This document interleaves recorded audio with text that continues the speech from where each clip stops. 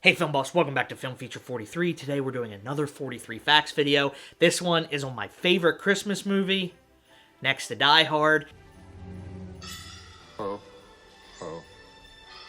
that is Home Alone. So let's get into talking about the facts. This is it. Don't get scared now. Home Alone was written by John Hughes as a way to make a movie centered around a child after working with kids on Uncle Buck, and he wrote the role of Kevin with Macaulay Culkin in mind. Are you my dad's brother? What's your record for consecutive questions asked? 38.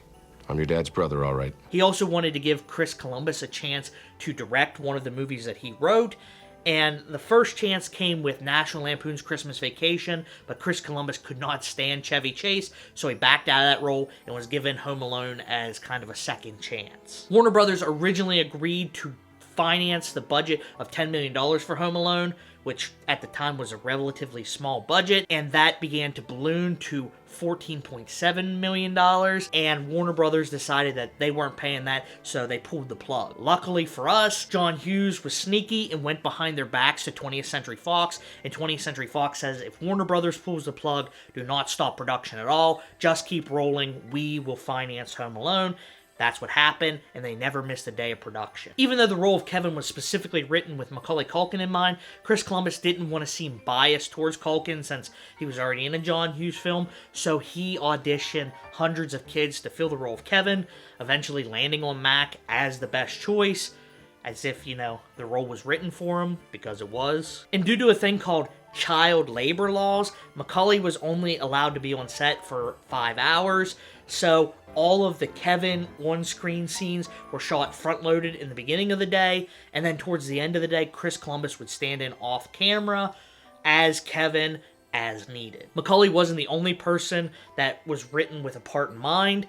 Daniel Stern was always supposed to be Marv, and he originally took the role, but backed out whenever the studio refused to pay him more money after adding 2 weeks to his shooting schedule. So when he backed out, the role of Marv was given to another Dan Roebuck. But citing chemistry issues between Roebuck and Pesci, Roebuck was fired, Daniel Stern was brought back in, and Roebuck was paid money to not star in Home Alone, but he was still bitter years later about the split. That left the casting of the other Wet Bandit, Harry, and the role was originally supposed to go to either John Lovett or Robert De Niro, but they landed on Joe Pesci, who was trouble on set sometimes, not being able to control his swearing. That's what led to the cartoony, Looney Tunes swearing that we hear in the movie. What?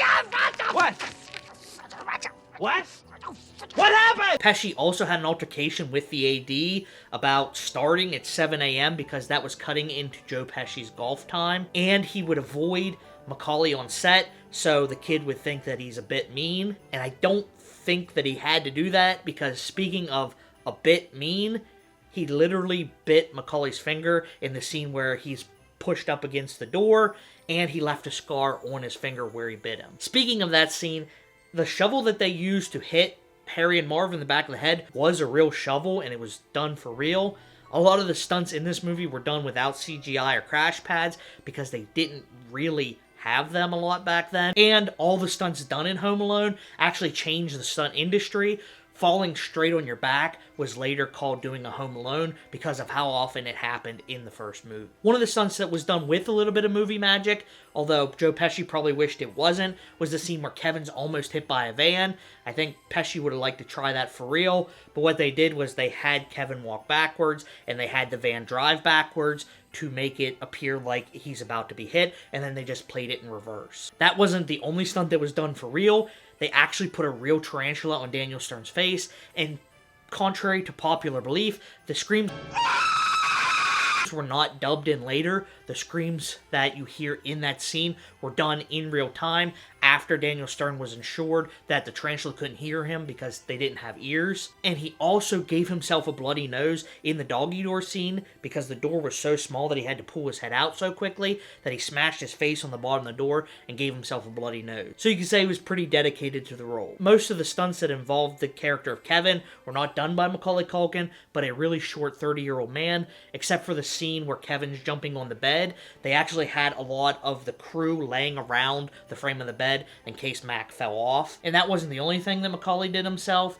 he actually drew the battle plan of the house himself. Speaking of the McCallister home, let's talk about the beautiful house that this movie was shot in. Well, some of this movie was shot in, specifically some of the kitchen scenes and the outside shots in the treehouse that was built specifically for production and was tore down after production wrap. See, the house was a little bit too small to actually shoot in, so they shot in an abandoned gym in an abandoned high school. Speaking of the outside shot portions of the movie, they wanted it to be an authentic Christmas movie, so they needed snow. Unfortunately, first day of shooting, they had no snow, so they went to the old industry standby of potato flakes, which began to rot and smell really bad. Luckily for them, it began snowing the very next day, so they didn't have to use potato flakes anymore. The high school that they shot in was actually the same high school that they filmed parts of Uncle Buck and Ferris Bueller's Day Off in. And the gym wasn't the only place that they used in the high school. They actually built a set in the abandoned swimming pool as well for the scene where the house is flooded at the very end, because they knew the set was going to leak. So they built it in the swimming pool so it could leak into the swimming pool, and it was the very last thing that they shot in the movie. The crew wanted this movie to feel very Christmassy, specifically inside the McCallister home, so every bit of furniture and decor that they could find was either red or green, and if it wasn't, they didn't want it inside the house. And that's not the only prop thing that needs a little bit of an explanation. One thing that I've always wondered is, where did they get all the mannequins from? And in the novelization, it actually explains that Kate is a well-known and famous fashion designer. In watching Home Alone, you might have noticed that the mannequins were foreshadowed in the basement when Kevin goes down there, but what you might not have known is that scene was actually supposed to be much longer, and it was supposed to be a dream sequence where Kevin is chased by the furnace, but that would have cost about $1 million, so they cut that out of the movie and just made the furnace say his name.